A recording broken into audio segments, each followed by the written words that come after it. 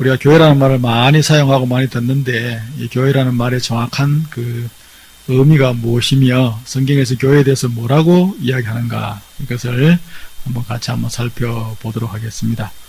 자, 교회가 어떻게 만들어지게 되었는가 그 만들어지게 된 배경부터 한번 살펴보면 예수님께서 십자가에서 이렇게 돌아가시고 이제 3일 되는 날 부활하셨죠. 부활하신 다음에 40일이 지난 다음에 천국으로 가셨습니다. 예수님은 부활하신 다음에 곧바로 성천하시지 아니하시고 40일 동안 이 땅에 계시면서 그분의 부활하셨다는 그 증거를 여러 사람들에게 여러 번 나타내 보이셨습니다. 그리고 나서 이제 40일 후에 천국으로 가셨는데 그 사진에 보면 나와 있는 그 건물이 그 성천하신 그 장소에 세워졌다는 그 건물입니다. 천국으로 가신 후 10일이 지난 후에 부활하신 날부터 치면은 50일째죠. 이날이 유대인들의 오순절이라고 하는 맥추절, 칠칠절이라고 하는 구약의 아주 중요한 이런 절기입니다. 이 절기 때 오순절에 예수님께서 올라가신 지 10일 지난 후에 이 성령께서 이 땅으로 오셨습니다. 성령께서는 예수님께서 행하신 십자가의 그 구속의 사역을 가지고 사람들을 구원하는 그 일을 하시기 위해서 오신 것이죠. 예수님은 부활하셨지만 육체를 입고 계셨고 성령께서는 영으로 계시니까 구원의 사역을 행하시기에는 성령님께서 훨씬 좋은 그런 존재 방식이셨죠. 맨 처음 오셨을 때 이게 불이 마치 불의 모양으로 오셨는데 사람의 혓바닥 모양으로 이렇게 불이 사람들의 머리 위에 임하시는 그런 모습으로 이 땅으로 오셨습니다.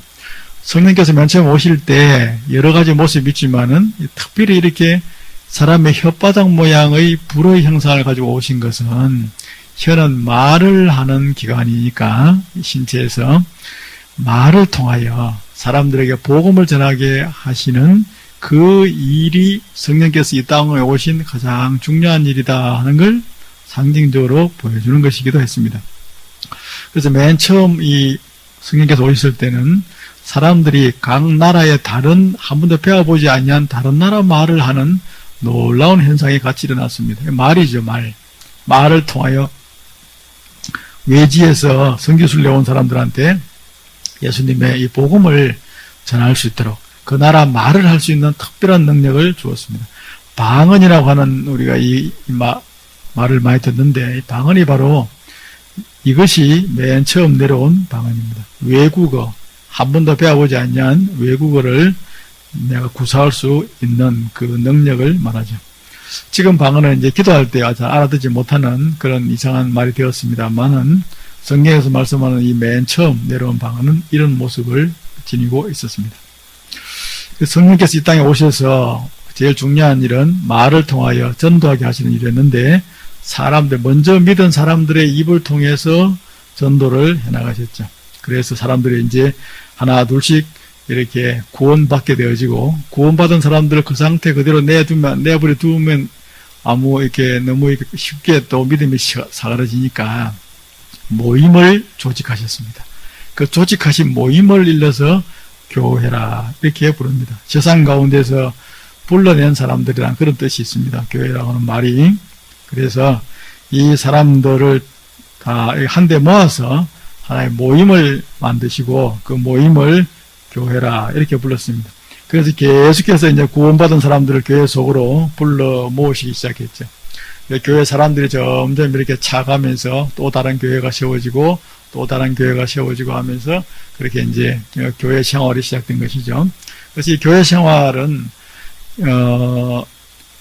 구원받은 사람은 교회로 불러 모으시고 교회에서 있다가 천국으로 가도록 그런 하나의 그 시스템을 만드셨는데 이 교회 생활을 하는 동안 천국 생활을 연습하고 하나님 섬기는 법을 배우고 하나님이 누구신가를 배우고 하나님의 말씀을 공부해서 천국에 가서 영원히 우리가 살면서 하나님을 섬길 때 그 밑바탕이 될 수 있도록 이 땅에서 이미 그 천국의 생활을 한번 연습해 보도록 교회 생활을 하도록 한 목적 가운데 중요한 목적이 되겠습니다.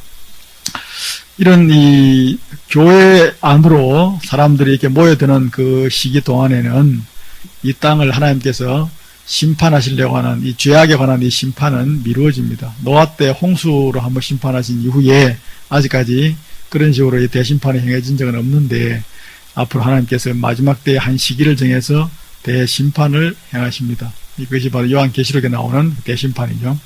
그 심판이 지금 당장 이루어지거나 사이사이 간헐적으로 이루어진다면 역사 가운데서 인류가 어떻게 존속할 수 있겠습니까? 대심판은 엄청난 하나님의 진노가 쏟아 부어지는 때이기 때문에 이런 마지막 대심판은 교회가 이루어지고 있는 요 시기, 지금을 교회 시대라고 하죠. 그러니까 구원받은 성도들이 계속하여 교회로 모여들어서 그곳에 살다가 천국으로 가는 이 하나님의 택함 받은 백성들이 교회를 통하여 이렇게 계속하여 모여드는 요 시기 동안, 교회 시기 동안에, 교회 시대 동안에는 그 심판은 미루어진다 하는 것입니다. 그래서 교회가 이제 이런 배경을 가지고 교회가 세워지게 되어졌는데, 초대 예루살렘 교회부터 시작해서 우리가 잘 아는 빌립보 교회, 데살로니가 교회, 이런 많은 그런 교회들이 있었죠. 고린도 교회. 자, 그렇게 이제 세워졌는데, 우리가 알아야 될 것은 제일 중요한 사항, 교회에 대한 가장 중요한 사항은, 아까도 말씀드렸지만, 교회는, 조직된 모임을 말합니다. 예수님을 믿는 그런 사람들로 조직된 그런 모임을 교회라고 합니다. 믿는 사람들이 교회라는 것이죠. 이 건물을 교회라고 하지는 않습니다. 우리는 흔히 이제 그냥 건물을 교회라고 부르죠. 심평중앙교회 하면 이 교회 건물을 흔히 많이 가르치기도 하지만, 원 뜻은 교회는 그것이 건물이 아니라 모인 우리 모임을 교회라 부릅니다. 이 건물은 교회당 혹은 예배당이라고 하죠. 당자를 붙이죠. 집당자를 붙여서. 교회는 하나의 그 인격체와도 같습니다. 건물이 아니기 때문에 그렇죠. 교회가 이렇게 결정했다. 교회가 누구를 파송했다. 교회가 이렇게 무슨 일을 했다. 하는 식으로 하나의 어떤 그 인격화되어진 그런 존재이기도 합니다. 고린도전서 1장 2절에 보니까 고린도에 있는 하나님의 교회 곧 그리스도 예수 안에서 거룩하여지고 성도라고 부르심을 받은 자들과 라고 해서 교회가 뭔지에 대한 정의를 내려주고 있습니다. 예수님 안에서 거룩하여지고 성도라고 부름을 받은 자들, 그들의 모임, 이것을 교회라고 합니다. 이 교회는 우리가 교회라는 것이죠. 우리가 다른 데로 가면 교회가 다른 곳에 만들어지는 것입니다. 이 자리는 예배당일 뿐입니다. 교회당일 뿐이다 하는 걸 잘 구분해야 되겠습니다. 두 번째, 교회는 예수님의 거룩하신 소중한 몸을 이루고 있다 하는 것을 말씀합니다. 에베소서 1장 23절에 말씀하기를 교회는 그분의 몸이다 라고 말씀합니다. 그러니 교회를 소중히 여겨야 되겠죠. 교회는 소중한 것이죠. 일반 다른 단체나 뭐 정치회나 뭐 서클이나 뭐 밖에 있는 각종 이런저런 모임하고, 모임이란 성격은 외형은 비슷하나 그 내부적인 성격이 너무나 다르다는 것이죠. 교회는 예수님의 몸을 이루고 있기 때문에 그렇습니다. 우리 각자 한 명 한 명이 이렇게 신앙생활을 하지만 우리는 전체적으로 예수님의 몸입니다. 우리가 다 연합되어져서 몸을 이루는 것이죠. 우리 교회와 또 이웃 교회들이 또 모여서 몸을 이루고 온 세계 교회가 다 모여서 예수님의 몸을 이루기 때문에 교회는 크든 작든 뭐 어떤 형태든 감리교회든 성결교회든 우리 뭐 침례교회든 장로교회든 건전한 이 개신교회는 다 이것이 다 거룩한 그런 소중한 그런 예수님의 몸을 이루고 있습니다. 몸에 다양한 부분이 있듯이 이 교회도 성격의 형태가 좀 다양하긴 하지만 전체적으로 예수님의 몸이다 하는 것이죠. 그러므로 교회는 소중히 여겨야 되는 그런 존재입니다. 옆에 사람들하고 서로 좋은 관계를 이루고 그렇게 살아야 되고, 다른 사람을 비난하고 교회를 찢거나 해치거나 교회에 어떤 해를 끼치는 행동은 예수님의 몸을 찢고 해치는 것과 똑같은 중죄에 해당합니다. 교회 생활을 할 때 그런 점을 우리가 조심해서 해야 되겠습니다. 세 번째, 교회는 예수님이 충만히 거하시는 곳이다는 사실을 말씀합니다. 오늘 읽었던 에베소서 1장 23절에 보니까 만물 안에서 만물을 충만하게 하시는 이의 충만함이니라. 번역상 조금 이해하기 어렵지만 세상의 모든 이 만물들을 충만하게 만드시는 그분이 충만히 거하시는 곳이 교회다 하는 것이죠.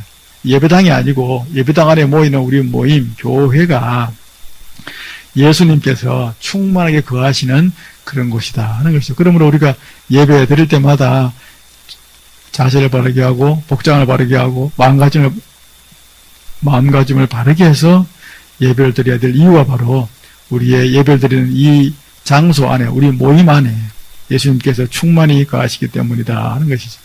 그러니까 우리 성도들 안에, 우리 교회 안에는 예수님이 거룩한 영으로 성령님으로 충만하게 함께 하고 계신다 하는 것이기 때문에 우리가 예배를 드릴 때나 기도를 드릴 때나 이런 생각을 바르게 잘 가지고 있어야 하고, 더욱더 경건하고 이런 경건한 바른 자세를 가지고 예배를 드릴 수 있어야 합니다.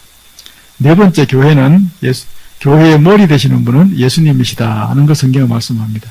골로새서 1장 18절에 보니까 그는 몸인 교회의 머리시라 이렇게 말씀하죠.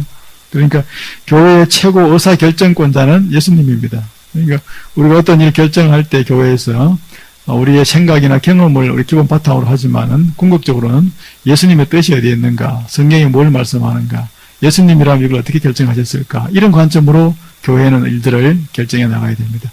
특정한 어떤 한 사람, 한두 사람, 담임 목사를 포함해서 교회 중직자 몇 사람, 혹은 성도 몇 사람, 이렇게 해가지고 교회의 뜻을, 어떤 일을 결정해 나갈 수는 없습니다. 전체적으로 모든 교회가 하나님의 뜻을 구하는 가운데 당장 결정하기 어려운 그런 부분들은 조금 연기하면서 기도하면서 하나님의 뜻이 무엇인가를 추구하고 찾아 나가야 됩니다. 출애굽을 하던 때에 이스라엘 백성들이 광야 생활을 하는데 주일을 범하고 안식일을 범하고 안식일을 나무하는 사람이 있었습니다. 그 사람을 붙잡아서 어떻게 처리할까요? 하고 모세한테 물었을 때 모세는 그 사람을 일단 구금을 해두고 하나님께 그 처분을 여쭈어 본 적이 있었습니다. 하나님께서는 그 기도하는 그 모세에게 그 사람에 대한 어떠한 처벌을 하라고 말씀을 하신 적도 있으시죠.